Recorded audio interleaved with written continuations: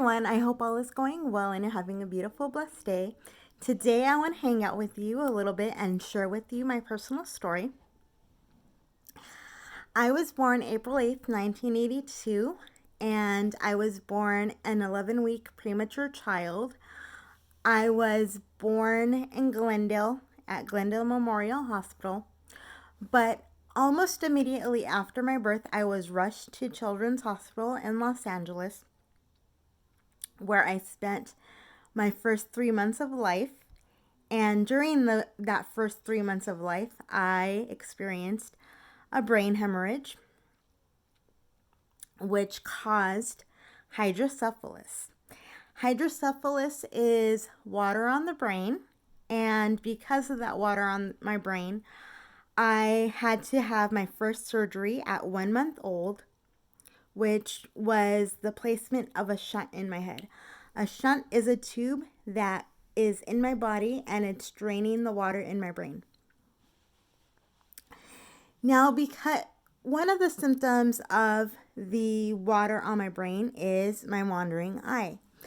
And there's been so many, let's say, inquiries about that over the past couple weeks. So I wanted to make sure that I included that in this story. But furthermore, I did not take my first step until I was 8 years old. I was put in a therapy almost immediately after my diagnosis of CP at 1 year old. And up until the age of 8, therapy was just play. It was simply playing to develop my motor skills and develop every single movement that a child needs. But when I was 8 years old, therapy became work. And I began to take my first steps 2 weeks after what I consider a miracle operation on my legs. I had muscles loosened. I had muscles loosened in my legs that were so tight they were causing me not to walk. Or they were the reason why I could not walk. And so I had those muscles loosened, and 2 weeks after my surgery, I was immediately put back into therapy to learn how to walk. And so I continued with therapy from the age of 8 to the age of 13. However, at the age of 13 is typically when rebellion sets in for kids, and it was no different for me. I told my mom that I was not doing it anymore. She could not make me do it anymore. It was my body. I was going to make the choice, and I was not going. So she said, okay. She threw her hands up and said, okay.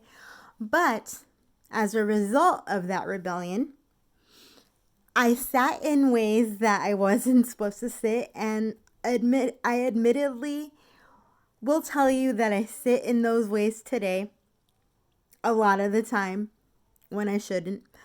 But back to the story. I sat in ways that I shouldn't, and what happened is that my muscles became tight again, and walking just became very, very difficult and very, very painful. And so as a result, I was put through a physical test called a gait test at Children's Hospital, and the results of that gait test told my doctors that I needed to have what he considered emergency surgery in February 1998.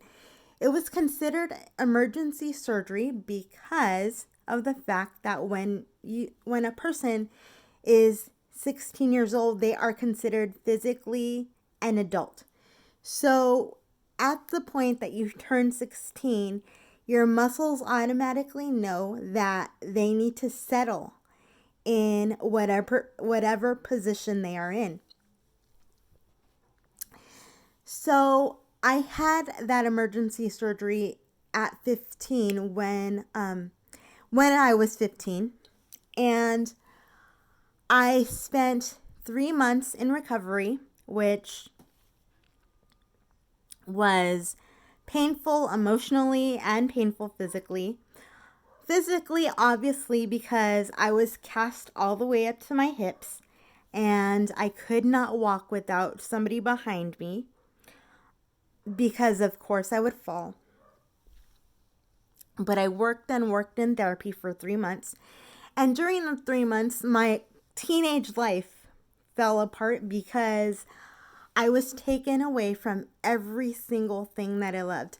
My friends at church, my friends at school, youth group, choir, every single thing that meant something to me, I was taken away from. And so my life at that point, excuse my language, was a living hell. But God really showed me his grace in that time because he said, you know what? You're not going to stay here forever. You're going to make it out. And you're going to make it out even stronger than you were when you went into this. So what had happened was my doctor gave me the prognosis of 1 year of recovery. And he said that I would have to set everything aside for that 1 year. And I looked at him and I said, you know what? I respect your opinion.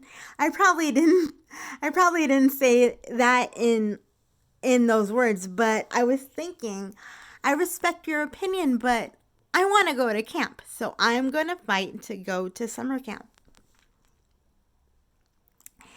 And so I worked my hardest. It hurt. It was very, very painful. I cried through most of my appointments. But I worked hard for 3 months and I was able to go to summer camp in August. And I was able to go to school before school ended. Keep in mind, up until the point that I was able to go back to school, I was in homeschool. So I very, very much know and can sympathize with the kids that are in homeschool right now. Because homeschool, when you are taken away from what you know in school, is very, very hard. The situation may be different for children who have always experienced homeschool. So I went to camp and I continued to get better and better through therapy. And so fast forward to me being 26 and almost a graduating college student. I very much had the desire at this point to leave my chair behind and put it in my past. So I wanted to first of all, I wanted to work on my weight. I wanted to work on getting healthy. So I began to work out and I began to eat healthier, not the healthiest, but healthier. And I began to do my cycle workouts, my hand cycle workouts. So I lost a substantial amount of weight. And during that time, I had also expressed interest in enrolling back in physical therapy. And at this time, when I wanted to enroll back in physical therapy, I wanted my doctor to tell me that she was going to write me a magic prescription to get me into physical therapy for the rest of my life. Well, unfortunately, it doesn't work that way because with insurance, they only see you on paper. there's nobody that comes and examines you and examines your ability to do things in person. They only see your physical condition on paper. So I was granted only 6 weeks of physical therapy in 2011. And so I took that 6 weeks of physical therapy.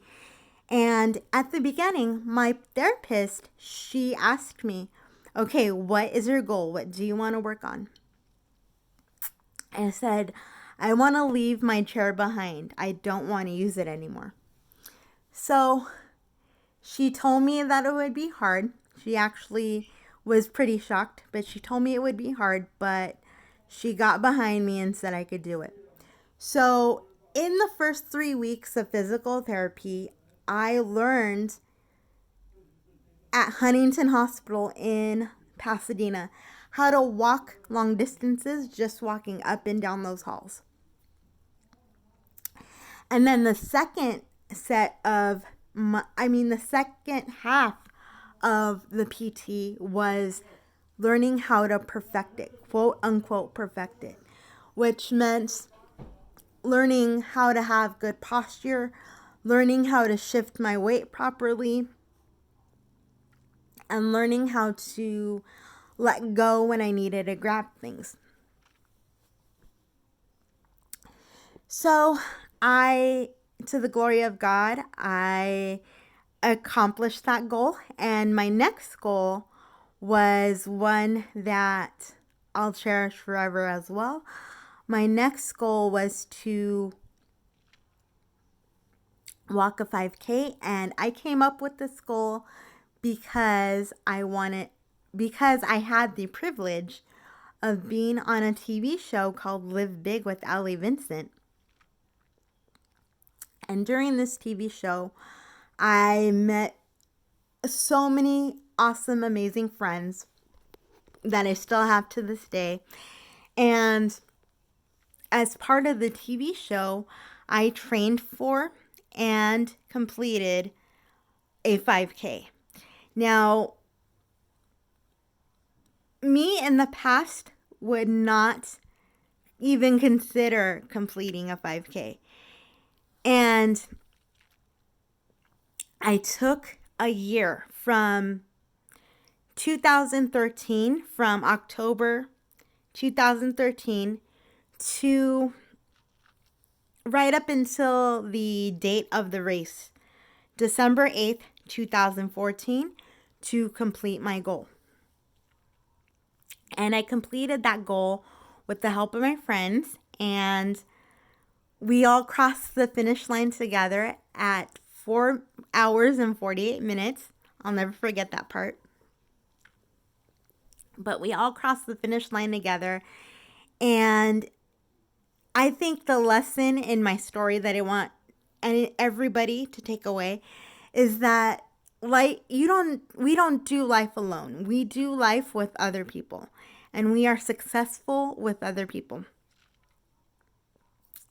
That is lesson 1. Lesson 2 is, if you are like me and you are, or similar to me, and you have been teased for any reason, I think that